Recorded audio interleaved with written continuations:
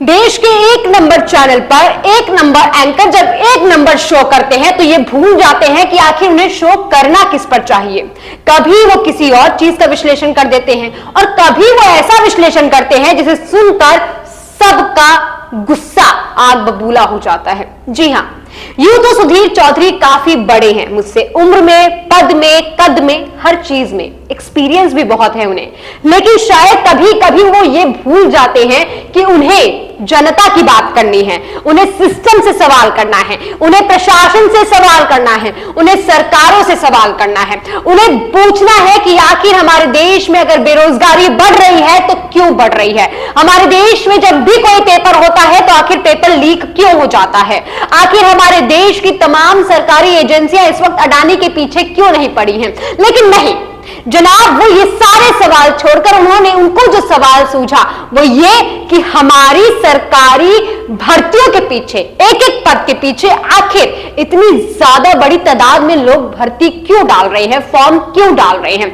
क्योंकि सरकारी एजेंसियों में या सरकारी भर्तियों में तो किसी स्किल की जरूरत ही नहीं होती है। हाँ जी बिल्कुल, स्किल के लिए तो आपको एक नंबर शो करना पड़ता है। अगर आप एक नंबर शो कर रहे हैं तो ही सिर्फ आप स्किल्ड हैं, बाकी सब तो नॉन स्किल्ड हैं।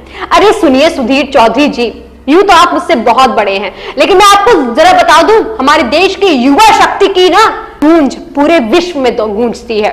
हमारी युवा शक्ति अगर एकत्रित हो जाए ना तो पूरा विश्व उसके घुटनों पर आ सकता है।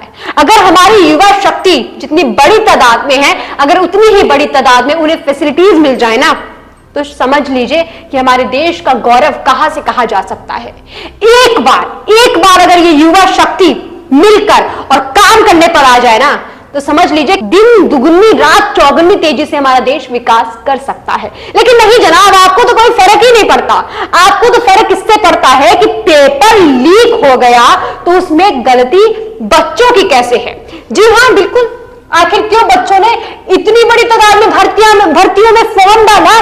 लेकिन आपको यह नहीं पता कि जब भर्तियों में इतनी बड़ी तादाद में फॉर्म डालते हैं, जब एक पियोन के लिए पीएचडी डिग्री धारक फॉर्म भर रहे हैं तो इसका मतलब यह है कि वो बेरोजगार है, उन्हें नौकरी चाहिए, उन्हें सरकारी नौकरी चाहिए, उन्हें खाने के लिए 2 वक्त की रोटी का इंतजाम करना है और इसीलिए वो फॉर्म डाल रहे हैं। लेकिन नहीं, आपको तो इन सब चीजों से फर्क नहीं पड़ता। आपके लिए तो जो सरकारी फॉर्म डाल रहा है वो सभी नॉन स्किल्ड हैं आपके हिसाब से, उसमें तो भ्रष्टाचारी है। अगर आप सरकारी किसी भी सेक्टर में हैं तो आप भ्रष्टाचारी हैं, है ना, यही हो गया आपका मतलब। तो खैर, इस पर मुझे सिर्फ गुस्सा नहीं आया, इस पर बहुत सारे लोगों को गुस्सा आया। इस पर तमाम लोगों ने उन्हें कोच करके, उनके ट्वीट को रीट्वीट करके और भी तरीके से सवाल पूछा। एक तो युवा हल्ला बोल के संस्थापक अनुपम जी के ट्वीट पढ़ लीजिए, उन्होंने भी पूछा कि आप सरकारी फॉर्म भर के तो दिखा लीजिए, आप पियोन की डिग्री तो निकाल लीजिए। अगर आप ऐसा कर देते हैं, अगर आप पेपर पास कर देंगे तो बताइएगा। खैर, ये सवाल मेरा बिल्कुल नहीं है, क्योंकि सुधीर चौधरी जी बिल्कुल बहुत अच्छा शो करते हैं। आपको मेरे घर में, मेरे मोहल्ले में, मेरे शहर में बहुत सारे लोग सुनते हैं, आपके शो के लिए इंतजार करते हैं। लेकिन सोचिए, उन सभी लोगों का भरोसा आप पर टिका हुआ है, लेकिन आप पेपर लीक के विश्लेषण में यह कहते हैं कि हमारे देश के युवा नॉन स्किल्ड हैं, जो भी सरकारी भर्ती कर रहा है वो नॉन स्किल्ड है। अरे मेरे पापा खुद सरकारी नौकरी में थे और हमारे देश में जितने भी लोग हैं, जितने भी घर हैं, कहीं ना कहीं उनका सरकारी नौकरी से वास्ता रहा है। सबकी मम्मियों का यह सपना है कि मेरा बेटा सरकारी नौकरी में जरूर चला जाए। लेकिन नहीं जनाब, आपके हिसाब से तो वो सभी लोग गलत हैं और आप सही हैं, क्योंकि आपके हिसाब से तो सरकारी नौकरी में जो जाता है वो भ्रष्टाचारी हो जाता है।